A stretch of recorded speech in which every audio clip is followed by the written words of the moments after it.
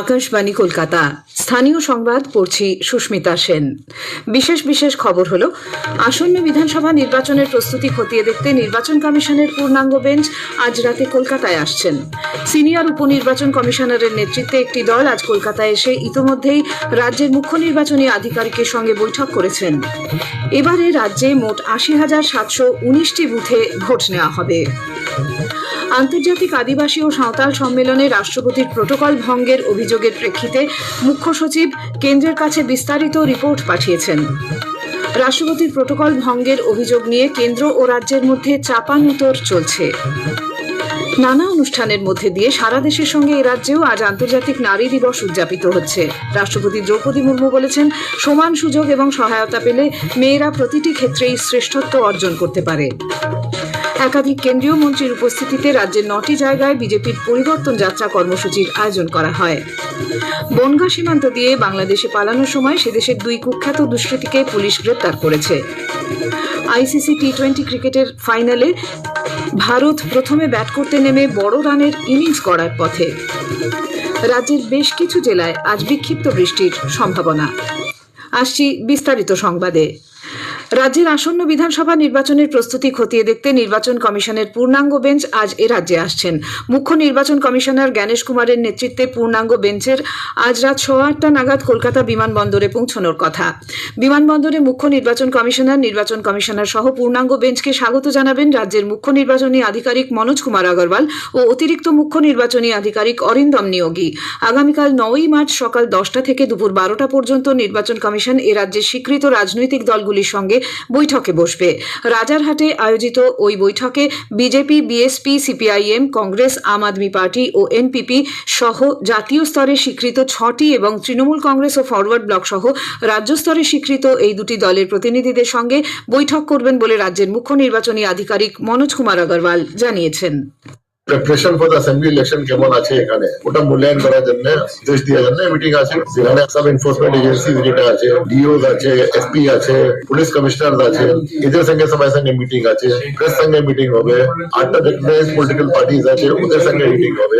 এছাড়া যে senior officers আছে স্টেট গভর্নমেন্ট, যেমন চিফ সেক্রেটারি আছেন, হোম সেক্রেটারি আছেন, ডিজি আছে, সিপিএ আছে, বিভিন্ন ডিপার্টমেন্টের স্টেট গভর্নমেন্টের যে ইলেকশন সঙ্গে যুক্ত থাকে ওদের প্রিন্সিপাল সেক্রেটারি, এসিএস সেক্রেটারিদের সঙ্গে। ওই বৈঠকে যোগদানের জন্য ইতোমধ্যেই সংশ্লিষ্ট দলগুলিকে আমন্ত্রণ পাঠানো হয়েছে। ওই দিন সকাল 10টা থেকে 12টা পর্যন্ত প্রতিটি রাজনৈতিক দলের জন্য 15 মিনিট করে সময় বরাদ্দ করা হয়েছে। ওই দিন কমিশনের প্রতিনিধিরা আইন বলবৎকারী সংস্থাগুলির নোডাল অফিসারদের সঙ্গে বৈঠক করবেন। পাশাপাশি নির্বাচনের প্রস্তুতি পর্যালোচনা করতে রাজ্য পুলিশের আইজি, বিভিন্ন রেঞ্জের ডিআইজি, পুলিশ কমিশনার, জেলা নির্বাচনী আধিকারিক ও পুলিশ সুপারদের সঙ্গে আলোচনায় বসবেন। আগামী মঙ্গলবার 10ই মার্চ নির্বাচন কমিশনের পূর্ণাঙ্গ বেঞ্চ রাজ্যের মুখ্য সচিব, মুখ্য নির্বাচনী আধিকারিক, রাজ্য পুলিশের ডিজি, এসপিএনও, কেন্দ্রীয় বাহিনীর নোডাল অফিসার সহ প্রশাসনের বরিষ্ঠ আধিকারিকদের সঙ্গে বৈঠকে মিলিত হবেন। এদিকে মুখ্য নির্বাচন কমিশনার আসার আগেই আজ দিল্লি থেকে কলকাতায় এসেছেন senior deputy election commissioner Gyanesh ভারতীর নেতৃত্বে একটি প্রতিনিধি দলও। ওই দলে রয়েছেন principal secretary S B Joshi, director Manoj শি ও ডেপুটি সেক্রেটারি অভিনব আগরওয়াল। প্রতিনিধি দলটি রাজ্যের মুখ্য নির্বাচনী আধিকারিক এবং অতিরিক্ত নির্বাচনী আধিকারিকদের সঙ্গেও ভোটের প্রস্তুতি নিয়ে বৈঠক করেছেন। আসন্ন বিধানসভা নির্বাচনে রাজ্যে মোট ৮০,৭১৯টি বুথে ভোট গ্রহণ হতে চলেছে বলে নির্বাচন কমিশন জানিয়েছে।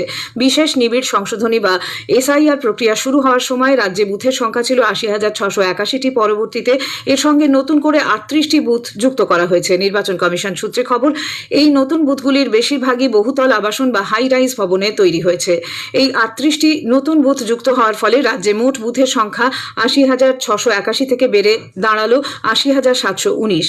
এই রাজ্যে এসআইআর এর কাজ করতে ওড়িশা এবং ঝাড়খণ্ড থেকে যে 200 জন বিচার বিভাগীয় আধিকারিক এ রাজ্যে এসেছেন, নির্বাচন কমিশন আজ তাদের ভার্চুয়াল প্রশিক্ষণ দিয়েছে।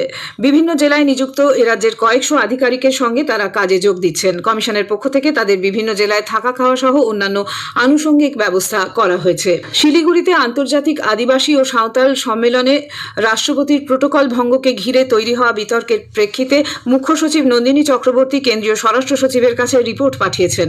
পুরো বিষয়টি নিয়ে বিস্তারিত ব্যাখ্যা সহ একাধিক নথিও কেন্দ্রীয় স্বরাষ্ট্র মন্ত্রকের কাছে পাঠানো হয়েছে।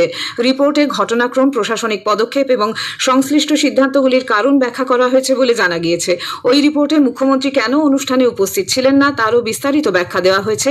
পাশাপাশি আন্তর্জাতিক আদিবাসী ও সাঁওতাল সম্মেলনের স্থান পরিবর্তন করার সিদ্ধান্ত কেন নেওয়া হয়েছিল সে বিষয়েও কেন্দ্রকে জানানো হয়েছে। রাষ্ট্রপতি সফরের সময় প্রোটোকল লঙ্ঘনের জন্য তৃণমূল কংগ্রেস নেতৃত্বাধীন পশ্চিমবঙ্গ সরকারের নিন্দা করেছেন কেন্দ্রীয় আদিবাসী বিষয়ক মন্ত্রী জুয়েল ওরাও। নতুন দিল্লিতে আজ সাংবাদিকদের সঙ্গে কথা বলার সময় তিনি এই ঘটনাকে দুর্ভাগ্যজনক বলে বর্ণনা করেন এবং বলেন যে আদিবাসী সম্প্রদায় এতে গভীরভাবে মর্মাহত। রাষ্ট্রপতি দ্রৌপদী মুর্মুর পদের অবমাননা করে তৃণমূল কংগ্রেস কার্যত সমগ্র আদিবাসী সমাজকে অপমানিত করেছে বলে বিজেপি অভিযোগ করেছে। কলকাতায় আজ এক সাংবাদিক বৈঠকে দলের সাংসদ খগেন মুর্মু বলেন, সাঁওতাল দিবসের অনুষ্ঠানে যোগ দিতে রাষ্ট্রপতি এ রাজ্যে এসেছিলেন। তিনি শুধু আদিবাসী সমাজের প্রতিনিধি নন, সর্বজন শ্রদ্ধেয়। বিজেপি সারা দেশে আদিবাসীদের জল, জমি, জঙ্গল রক্ষার জন্য কাজ করলেও পশ্চিমবঙ্গে তৃণমূল কংগ্রেস সরকার তাদের বঞ্চিত করছে। রাষ্ট্রপতির অভ্যর্থনায় কোনো প্রোটোকল বিঘ্নিত হয়নি বলে মুখ্যমন্ত্রী মমতা ব্যানার্জি জানিয়েছেন। গতরাতে এক্স হ্যান্ডেলে পোস্ট করে তিনি জানান, রাষ্ট্রপতির কর্মসূচির আয়োজক আন্তর্জাতিক সাঁওতাল কাউন্সিল একটি বেসরকারি সংস্থা। তার কর্মসূচির বিষয়েও রাষ্ট্রপতির সচিবালয়ের সঙ্গে জেলা প্রশাসন সমন্বয় রক্ষা করেছিল। পর্যাপ্ত প্রস্তুতি নেই বলে রাষ্ট্রপতির সচিবালয়কে জানানো হলেও কর্মসূচি অপরিবর্তিত রাখা হয়। শনিবার শিলিগুড়ির মেয়র, দার্জিলিংয়ের জেলাশাসক সকলেই রাষ্ট্রপতিকে অভ্যর্থনা জানাতে হাজির ছিলেন। প্রধানমন্ত্রী নরেন্দ্র মোদী আবারও রাষ্ট্রপতি দ্রৌপদী মুর্মুর পশ্চিমবঙ্গ সফরকে কেন্দ্র করে প্রোটোকল ভঙ্গের অভিযোগ তুলে রাজ্যের তৃণমূল কংগ্রেস সরকারের কড়া সমালোচনা করেছেন। স্থানীয় সংবাদ শুনছেন আকাশবাণী কলকাতা কেন্দ্র থেকে। এখন বিজ্ঞাপন, পরে রয়েছে আরো খবর। আজ আন্তর্জাতিক নারী দিবস। এবছর এই দিবসের মূল ভাবনা হলো সব মহিলা ও শিশু কন্যাদের জন্য অধিকার, ন্যায় বিচার এবং যথাযথ ব্যবস্থা গ্রহণ। জাতি, ভাষা, সংস্কৃতি, অর্থনীতি এবং রাজনীতি সীমানা পেরিয়ে নারীদের সাফল্যের স্বীকৃতি দিতে এই দিবস উদযাপন করা হয়। আন্তর্জাতিক নারী দিবস উপলক্ষে আজ এ রাজ্য সহ সারা দেশে নানা অনুষ্ঠানের আয়োজন করা হয়। নতুন দিল্লিতে এক অনুষ্ঠানে রাষ্ট্রপতি দ্রৌপদী মুর্মু বলেন যে নারীদের সমান সুযোগ ও সহায়তা দেওয়া হলে তারা প্রতিটি ক্ষেত্রেই শ্রেষ্ঠত্ব অর্জন করতে পারে। উপরাষ্ট্রপতি সিপি রাধাকৃষ্ণন প্রধানমন্ত্রী নরেন্দ্র মোদী আন্তর্জাতিক নারী দিবস উপলক্ষে মহিলাদের শুভেচ্ছা জানিয়েছেন। আন্তর্জাতিক নারী দিবস উপলক্ষে মুখ্যমন্ত্রী মমতা ব্যানার্জি রাজ্যবাসীকে শুভেচ্ছা জানিয়েছেন। সামাজিক মাধ্যমে এক বার্তায় রাজ্য সরকারের কন্যাশ্রী, রূপশ্রী, আনন্দধারা সহ বিভিন্ন প্রকল্পের উল্লেখ করে মুখ্যমন্ত্রী বলেন, বাংলার প্রতিটি মেয়ে বাংলার গর্ব, সমাজের প্রতি স্তরে তাদের অবদান অবিস্মরণীয়। তৃণমূল কংগ্রেস আন্তর্জাতিক নারী দিবস উপলক্ষে সুবোধ মল্লিক স্কোয়ার থেকে মেট্রো চ্যানেলের ধর্ণা মঞ্চ পর্যন্ত একটি মিছিল করে। মধ্য কলকাতা জেলা মহিলা কংগ্রেস ও আইএনইউসি সেবা দল যৌথভাবে আন্তর্জাতিক নারী দিবস উদযাপন করেছে। রাজ্যে আজ বিজেপির পরিবর্তন যাত্রা কর্মসূচিতে 9টি সভার আয়োজন করা হয়। পুরুলিয়ার বলরামপুর বিধানসভা কেন্দ্র থেকে বিজেপির পরিবর্তন যাত্রার রথ বের হয়। পরে বান্দোয়ান বিধানসভা কেন্দ্রের বড়াবাজার সিন্দ্রি অতিক্রম করে দুপুর নাগাদ মানবাজারে এসে পৌঁছয়। মানবাজার ব্যাংক মোড়ে অবস্থিত স্বাধীনতা সংগ্রামী গোবিন্দ মাহাতো ও চুনাওরাম মাহাতোর মূর্তির পাদদেশে মাল্যদান করে শ্রদ্ধা জ্ঞাপন করেন বিজেপি নেতৃবৃন্দ। এদিন প্রশাসনকে জানানো সত্ত্বেও স্বাধীনতা সংগ্রামীদের মূর্তির সামনের গেট খোলা না থাকায় ক্ষোভ প্রকাশ করেন পুরুলিয়ার সাংসদ জ্যোতির্ময় সিং মাহাতো। পরিবর্তন যাত্রা উপলক্ষে শিলিগুড়িতে বাইক মিছিলের আয়োজন করা হয়। বর্ধমানের কাটোয়া থেকে পরিবর্তন যাত্রা পূর্বস্থলীর কালেখাতলা হয়ে কালনায় প্রবেশ করে।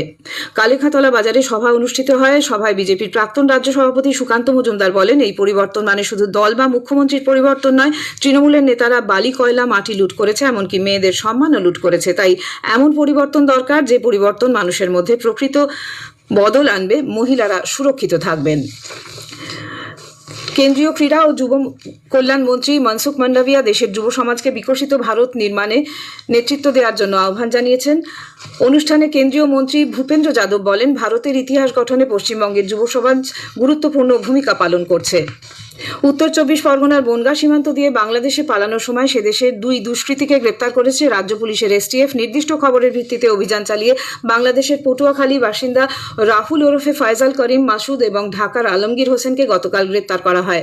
ধৃতরা বাংলাদেশের ঢাকায় ওসমান হাদিকে খুন করে মেঘালয় সীমান্ত দিয়ে ভারতে পালিয়ে এসেছিল বলে জানা গেছে। আদালতে পেশ করে তদন্তের স্বার্থে এদের পুলিশ হেফাজতে নেওয়া হয়েছে। আহমেদাবাদে আইসিসি টি20 বিশ্বকাপ ক্রিকেটের ফাইনালে ভারত ও নিউজিল্যান্ড মুখোমুখি হয়েছে। টসে জিতে নিউজিল্যান্ড ভারতকে প্রথমে ব্যাট করতে পাঠিয়েছে। শেষ খবর পাওয়া পর্যন্ত ভারত 12 ওভারে 1 উইকেটে 161 রান করেছে।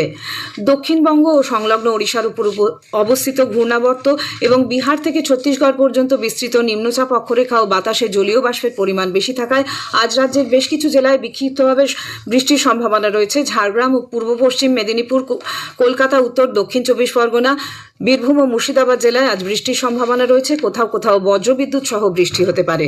শেষ করার আগে স্থানীয় সংবাদের বিশেষ কিছু অংশ আরেকবার। আসন্ন বিধানসভা নির্বাচনের প্রস্তুতি খতিয়ে দেখতে নির্বাচন কমিশনের পূর্ণাঙ্গ বেঞ্চ আজ রাতে কলকাতায় আসছেন। সিনিয়র উপনির্বাচন কমিশনের নেতৃত্বে একটি দল আজ কলকাতায় এসে ইতোমধ্যে রাজ্যের মুখ্য নির্বাচনী আধিকারিকের সঙ্গে বৈঠক করেছেন। এবারে রাজ্যে মোট ৮০,৭১৯টি বুথে ভোট নেওয়া হবে। স্থানীয় সংবাদ শেষ হলো। এরপরে শুনবেন খেলার খবর ৮টা বেজে 10 মিনিটে।